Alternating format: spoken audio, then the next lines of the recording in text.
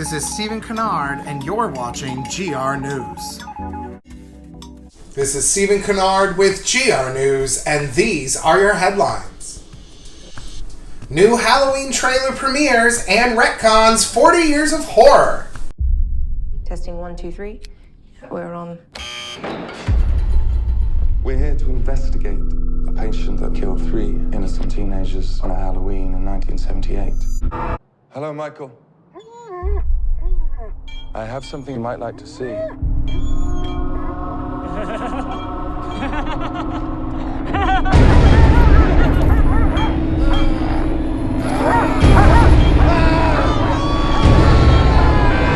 Michael Myers has returned in a new Halloween movie taking place 40 years after the original.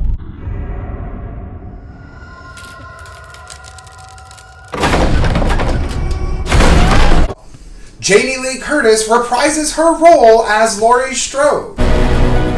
You don't believe in the boogeyman? He's here! Michael! You should. The trailer seems to lead us to believe that Michael and Laurie are no longer brother and sister. Wasn't it her brother who murdered all those babysitters? No, it was not her brother. That's something that people made up. And also that Michael was shot and captured at the end of the original. He was shot by his own psychiatrist and taken into custody that night, and has spent the last 40 years in captivity.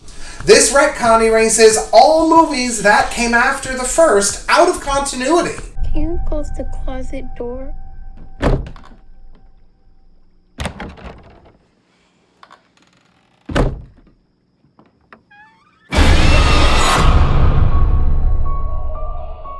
Prepare to scream like Jamie Lee when the new Halloween hits theaters October 19th. This is Anthony Archambault, and here's your hot take. Will the new trend of competitive multiplayer only finally win over this gamer? When the Xbox One was launched, one of its most anticipated titles was Titanfall. Titanfall wasn't your typical online title, as it chose to focus solely on the multiplayer experience with little to no story mode or campaign. This caused many fans to issue strong negative complaints accompanied by lackluster game sales. Now fast forward 4 years, and it appears Titanfall may have just been a little ahead of its time, as more and more titles are scaling back their emphasis on the single-player campaign. A couple successful games that have come out recently include Rainbow Six Siege, a game where one group attempts to breach a location being secured by a defending team. PlayerUnknown's Battleground brought us the Battle Royale game mode, where 100 players are dropped into a map with different terrains and obstacles, with the objective being to become the last player standing. Winner, winner, chicken dinner! The latest game to scrap the single-player campaign mode is Call of Duty Black Ops 4. Focusing solely on the multiplayer experience, Black Ops 4's story mode will be limited to missions in which players will be able to hone their skills with the various classes and player types. The biggest change to hit Black Ops is their new Battle Royale mode called Blackout. The Blackout mode will feature map locations, characters, weapons, and equipment from across the Black Ops series.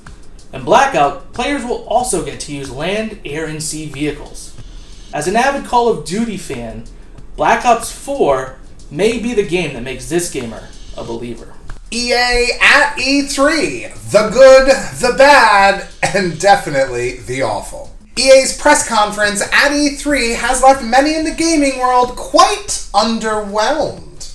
Word around YouTube has been predominantly negative toward EA's big showing at E3 2018. This has been attributed to the lackluster presentations of big franchises like Battlefield 5, which only presented concept art of the game during the conference, but did allow a select few to play Grand Operation Mode, which does feature 64 players split into 2 teams who battle out over several days until one of them emerges victorious. Respawn Entertainment also brought pretty much nothing to the table for gamers who were hungering for more information about their upcoming Star Wars game, except a cringe-filled in-audience interview with Respawn's founder, Vince Zampella, which yielded very little info except that you will get to play as a Jedi during the dark period between Episode 3, Revenge of the Sith, and Episode 4, A New Hope. The bright spot in EA's comedy of errors, press was the reveal of BioWare's highly anticipated Anthem. EA came ready to show off the game with actual co-op gameplay footage. Finally! Those in attendance were treated to a lush, colorful, fully realized open world with amazing-looking Javelin mech suits as well as co-op mission gameplay. Anthem was the obvious best part of EA's not-so-great presentation. Let's hope EA has more in store for us in 2019. For continuing information on these stories and more, like, comment, subscribe to Gamer Redefined. This has been Stephen Conard with GR News.